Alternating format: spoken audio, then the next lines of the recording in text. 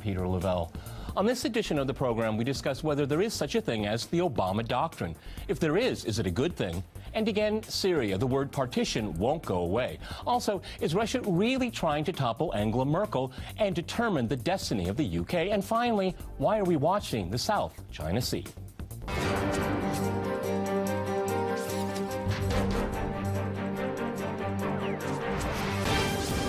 Two CrossTalk stories in the media. I'm joined by my guest, Dmitry Babich. He is a political analyst with Sputnik International. We also have Mark Sleboda. He's an international affairs and security analyst. And we have Rory Souchet. He is a RT News presenter. All right, gentlemen, CrossTalk rules. In fact, that means you can jump in anytime you want, and I very much encourage it. Mark, Jeffrey Goldberg wrote an article, a very, very long article, called The Obama Doctrine.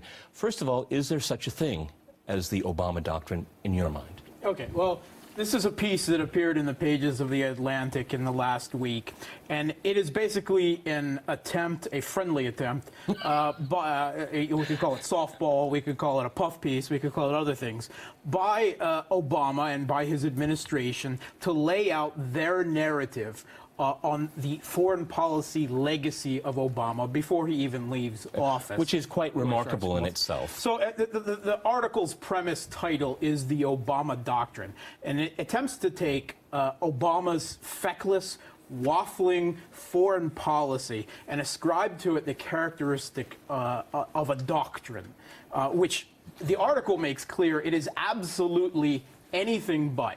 Not only does he waffle from issue to issue, right, without any apparent coherency or grand strategy, which isn't necessarily needed, but more than that, he waffles within an issue.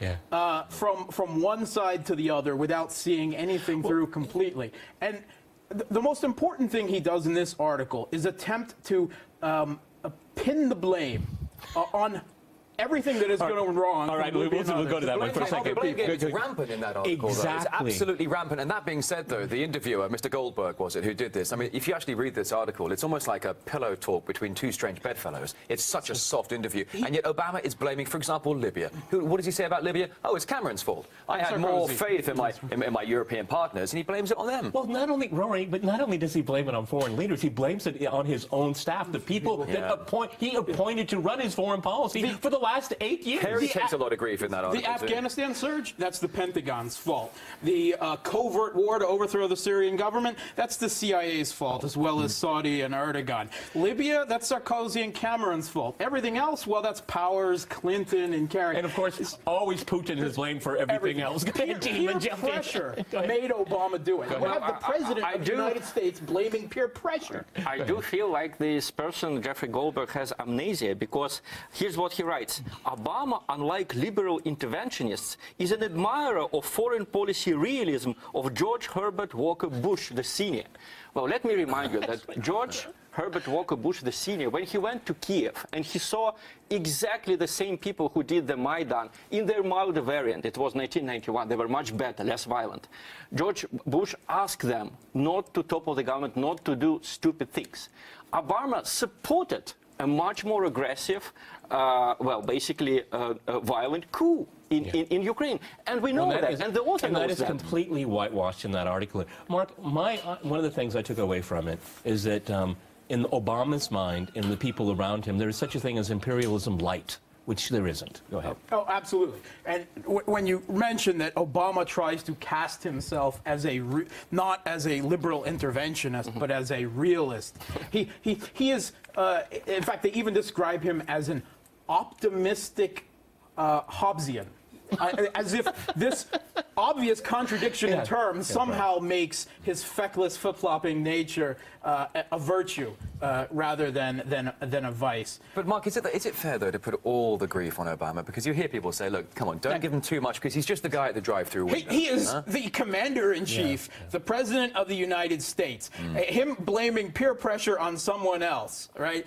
Everyone else made me do it. That is simply not acceptable from the leader of the most powerful country. Another thing that I took away from it is, if we can use metaphors here, is that Obama pats himself on the back for like a an arsonist who restrains himself Yes. from time to time. Again, this imperialism light. There's no such thing. It's imperialism, and it's been the same thing that we've seen since the end of the Cold War all the way to the present. No one has missed a heartbeat here. Yeah, but I'm still grateful to the author of this article, Jeffrey Goldberg, for showing us what kind of terrible people were indeed in Europe. You know, the fact that Manuel Valls bemoaned, you know, the current French Prime Minister, bemoaned the fact that Obama didn't bomb the Syrian government troops in 2013, that was a revelation to me. You know, Manuel Valls is quoted as saying, by not intervening early, we have created a monster.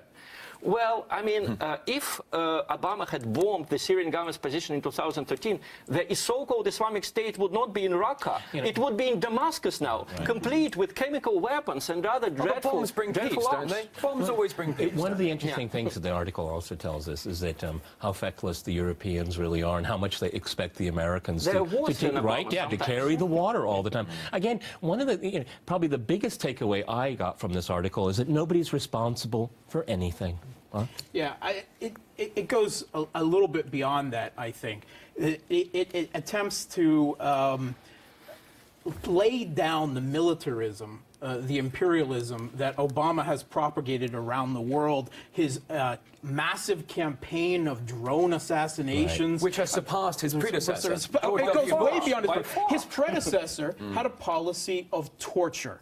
Of renditions, kidnapping, and torture. Obama cleaned that up. Obama has killed more Arabs than ISIS has. Remember that. But killing is much cleaner than torture. It doesn't leave a trail. Right. If he assassinates thousands of people, never mind that many of them turn out to be innocent civilians with policies of signature strike, so you're in the wrong place at the wrong time in your own country that the U.S. isn't at war with.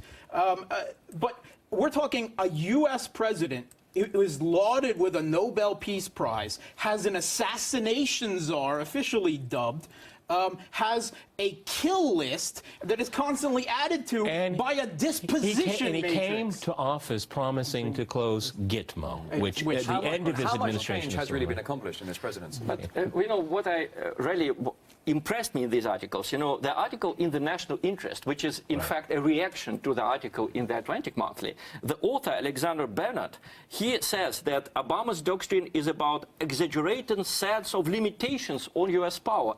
End of quote. So John Brennan, when he brings to Obama the lists of people who need to be killed, he's limiting, putting limitations on American power. And the problem is that these people... let's remind our viewers here, this criticism from the National Interest is saying that, Obama failed in American leadership in the world. And my entire mantra is that the world needs a lot less American leadership. All right, real quick, because we want to talk about Syria real quick. Mr. Bennett in the National Interest simply doesn't have his facts right. He writes that Obama's administration relocated missile defense systems from Czech Republic and from Poland, the ones which were directed against Russia.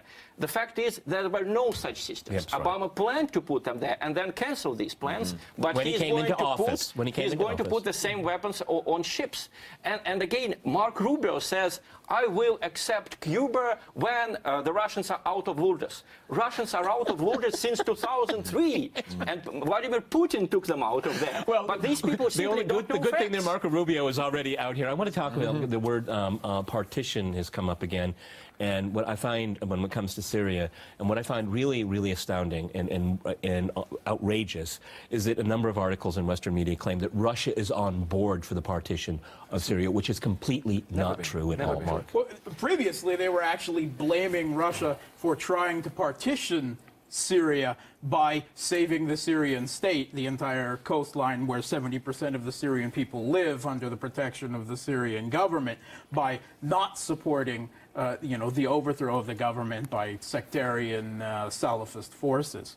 We're moving a little bit further down the line with this talk of partition. Kerry discussed it a couple weeks ago when he talked about a Plan B. Right. I never had a Plan B. He then came out to say, I never had a Plan B. Now he walks it back, flip-flops, and walks around the issue. So some people are talking about it, not mentioning that he was the one talking about it. So he said something to the New York Times. The New York Times reporter, now he's reacting to it, right? Now he's walking back. But we have, in the pages of Foreign Policy, a former U.S. admiral, former commander of yes. forces, NATO forces in Europe, Stavridis.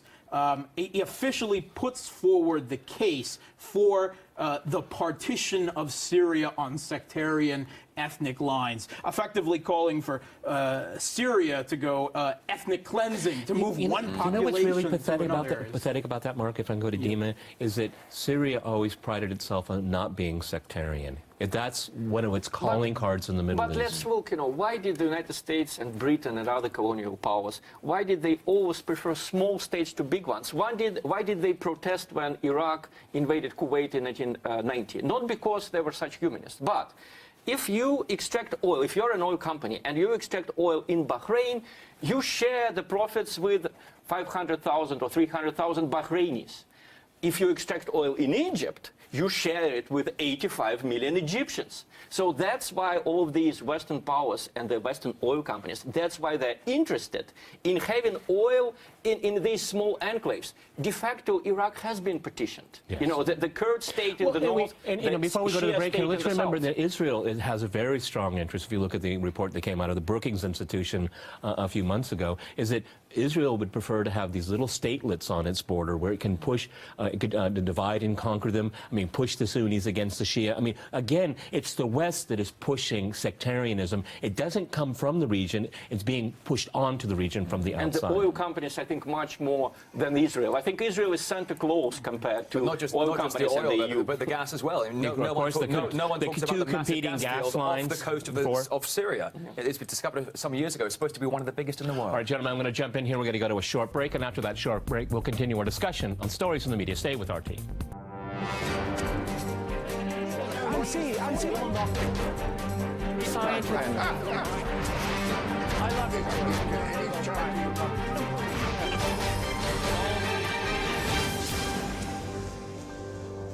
Welcome back to CrossTalk, where all things are considered. I'm Peter Lavelle. To remind you, we're discussing stories in the media.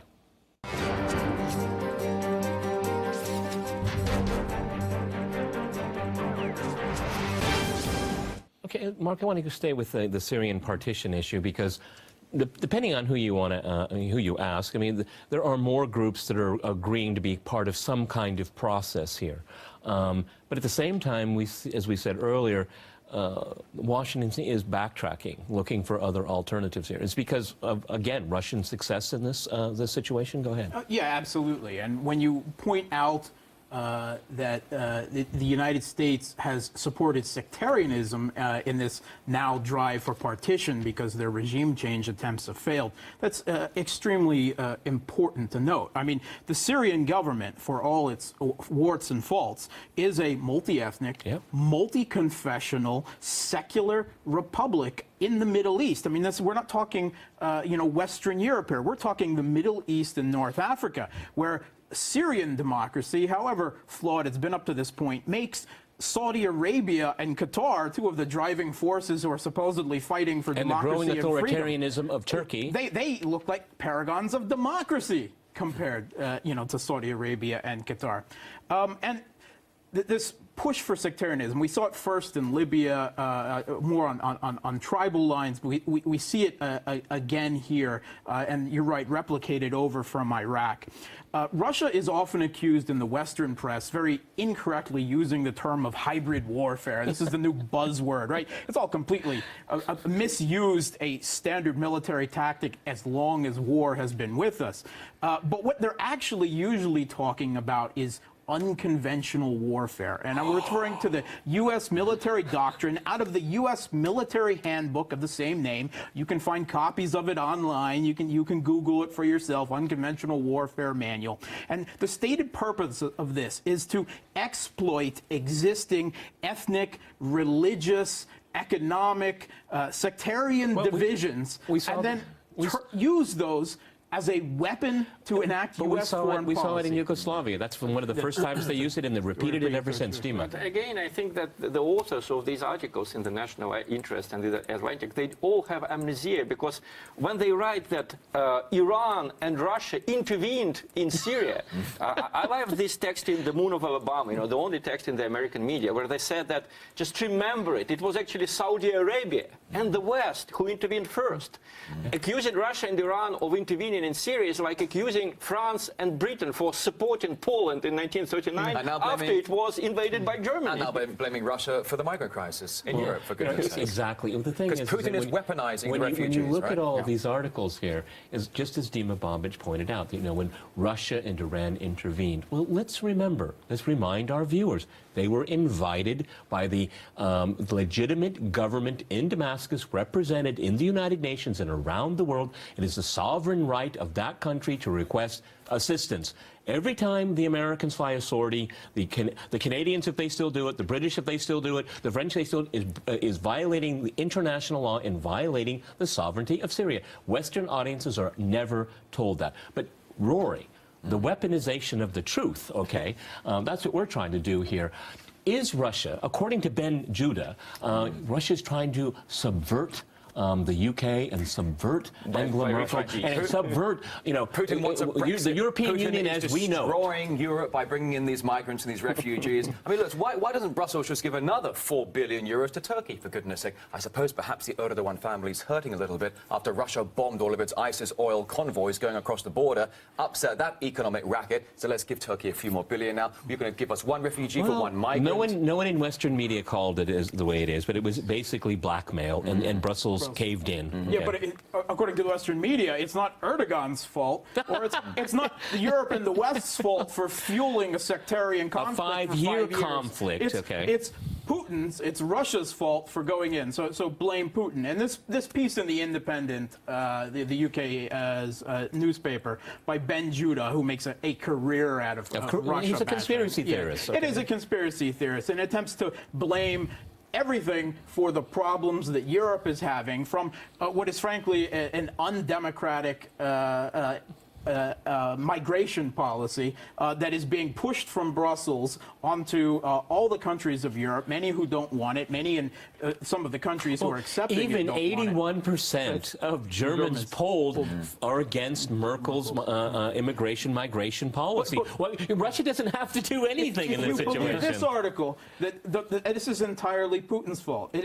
It blows the mind, as if there were no migrants entering Europe, when half of them aren't even from Syria, until Russia intervened in the Syrian crisis. 21 weeks ago, okay, not 5 years ago. Here's a fact. According to the UNHCR, since the start of the Russian intervention, the number of migrants entering Europe has actually gone down every month except for October. Now, that may be during the winter, but it clearly shows that there isn't a mass flux of immigrants simply And there's no because of causality with Russia's Russia's policy. Go ahead. Let me remind you of the headline of this article by Ben Judah in The Independent. Those who call for Brexit are handing European power to the Kremlin. End of it. It reminds me of the classics of propaganda. During the Second World War, the people who pushed for car sharing, they had this poster: if you drive alone, you drive with Hitler. This is classics of propaganda. It's called a bandwagon. If you don't support a certain, usually false theory, then you are with our enemies. And the simple logic, these people, the people who write these articles, they simply don't remember the sequence of events. The war in Syria has been going on for 3 years before Russia moved its airplanes to Syria. The Maidan violent coup has been going on for 4 months before Russia moved to Crimea. So basically, these people, they just use the fact that people have bad memory, that they don't remember what followed what, and they blame it. But it's very convenient, Rory. It's all very convenient. I mean, you have this migration crisis going. It's a crisis for some people, let's put it that way, that's for sure. Germany thinks it has a right to call the shots for the entire European Union. A lot of other members are very much against that, particularly in the East here. But, when there's a big problem, if it's in the UK or it's in Berlin, media likes to find one person, one country for all the ills of the world. The one size fits all. The head of the NATO. Breedlove's a whole no, other but story. you would expect that from the head of NATO, because he needs an enemy to keep his job and to pad his budgets. Okay? NATO must be he's not an idiot, but he's very greedy and he's disingenuous. Go ahead. Well, look, I interviewed the deputy mayor of Calais the other day. Of course, the migrant camp, the jungle there on the border of northern France, and they're trying to get across the Channel. And the deputy mayor said, Brussels has abandoned us. they are not helping us at all. I said, well, all those billions they gave to Turkey, perhaps they should have sent some of that money to you and Calais. He said, we're getting no help anyway. And he said, there's no help coming from Paris either. And Rory, there's no guarantee that the Turks are going to do anything, okay? They took the money, that's for sure, okay? They've been paid, but have they been paid off? There's a difference between the two here. Point, isn't it? Yeah. You know, in the 40s, the West was accused of appeasing Hitler, appeasing the aggressor. Now they're just stuffing the aggressor with money. You know, the more Mr. Erdogan misbehaves in Syria, the more money he gets from Europe. Go ahead, Mark. Well, it goes beyond, of course, the migrant crisis. In this same article, Ben Judah also accused that anyone who votes for Brexit in the UK, anyone who votes for the UK leaving the EU in the upcoming promised referendum, is voting, in effect, voting for Putin to take over the world. Do you think people are buying that? Do you actually think that when they read this, people are buying this? People are going to vote for Putin in the end. He's been so Hey, demonized. that might be a really good outcome here. Why not? The really interesting thing is that in the British media, Russians has at least, leaked the story in the past few days. It started in the Daily Mail, but the Guardian's now considering it as well, that the Queen of England actually backs Brexit. And it kind of makes sense. She's concerned about the sovereignty of the monarchy that she rules. But you know what that means, of course. She's backing Putin. The Queen of England is secretly a Putinist Kremlin agent. I want to switch gears here because there's a really important story developing in the South China Sea now, and we see a greater American military presence, and we've been looking at the pivot to Asia, which it really is a code word for the militarization of the South China Sea and to box China in. China is not going for it. So, America just sent, what, another 5 ships, or 2 tasks fleets, the as 2 you call carrier them? forces. Now, look, the American 7th Naval Fleet has been out in that region for decades, as it is. Typically, Stationed in Japan. Right. And a lot of their main ships actually sit above China's biggest natural gas field that's underneath the ocean there. I mean, talk about sitting on the economic jugular vein of what's going to be the world's biggest economy. Now, the Spratly Islands are very interesting. Why is America sending the ships there? Is it worth noting that in just a couple of weeks, in April, China is quietly test launching a golden yuan? Is that related in any way, shape, or form? Now, just quickly, I just want to mention this as well. All right, Breedlove, the NATO chap for Europe, he was complaining recently and in recent months about Putin and the S-300, this A2 AED defense weapon system, right? Denial of access, denial That's of right. area. Yeah. That's right. And he was saying, the Russians have created this 600-kilometer, diameter bubble, this defensive bubble in Kaliningrad. They did it in East Ukraine. Now they've done it in Syria. Well, guess what? Russia just sent some of this system to Armenia, an airfield in Armenia that happens to share a border with Turkey. India's got a big pallet, a big order for the S-300, S-400. China, have you seen it? The pictures? It looks like an S-300 to me in the Spratly Islands. So the American warships are going over there. You've got the S-300 set up. You've got bubbles popping up around the world. The interesting thing is, Dima, this is a provocation. This is to draw the Chinese out here. But one thing that I've always found very mysterious, I mean, the Americans claim that they're going to safeguard a free passage on the seas. Yes. But China has never threatened. And China is, number one, never threatened it. And you know what? It's kind of interesting because being the factory of the world, that they would want to make sure that they got their exports to their export markets. It's not the Americans' resources exports. from the rest of the world in to produce those products. But you're absolutely right, and it's interesting. It's not in the Russian media, it's in the American media, in this moon of Obama, that they call a spade a spade. They say that Obama is involved in a preemptive war against the peaceful rise of China. End of period. And the result is that the Chinese foreign minister, Wang Yi, comes to Moscow, and they agree with Sergei Lavrov, the Russian foreign minister, 100% on North Korea, on the situation in Syria. This is not because Russia is so enraptured about China and China is so enraptured about Russia, but we are forced to be allies by the policies of the United States. Okay, the unintended consequences of foreign policy. Gentlemen, we've run out of time. Many thanks to my guests here in Moscow, and thanks to our viewers for watching us here at RT. See you next time, and remember, CrossTalk rules.